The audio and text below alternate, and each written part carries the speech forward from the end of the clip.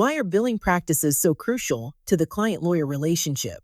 Well, from the law firm's perspective, it's crucial because it's the source of income. And if you're not issuing invoices monthly, or you're not following up on payment of invoices, can very quickly get out of hand that invoices aren't being paid. So being on top of your invoicing and your billing practices is key to having a long and successful law firm. How can law firms ensure transparency in their billing practices? Detailed dockets is the simple answer to that. Most of the clients we have who are assessing lawyers' accounts, the main complaint is the invoices they receive, the statements of account they're called, are opaque. They have barely any information. It might just say email sent, but there's no actual information to the client how that advances their case. Or it might just be drafted claim. Again, very little information.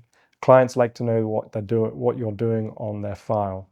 And so detailed dockets explaining, you could say, email to counsel, RE settlement offer, are we proceeding? It provides the client with reassurance that the work is being done effectively and efficiently. What is the best approach for law firms to handle billing disputes with clients? So the law requires lawyers to facilitate a dispute with clients. So to keep that in mind, do not obviously obstruct their attempts to have your accounts reviewed. The court does not look kindly on that.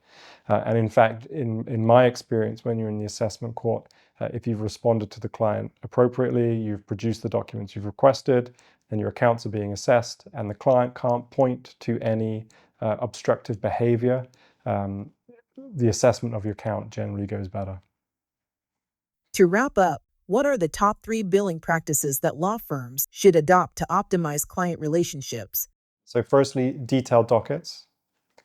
As I said before, that tells the client that the work is being done and explains what work is being done. It provides that reassurance to the client that things are being dealt with effectively. Number 2 is don't let your accounts languish.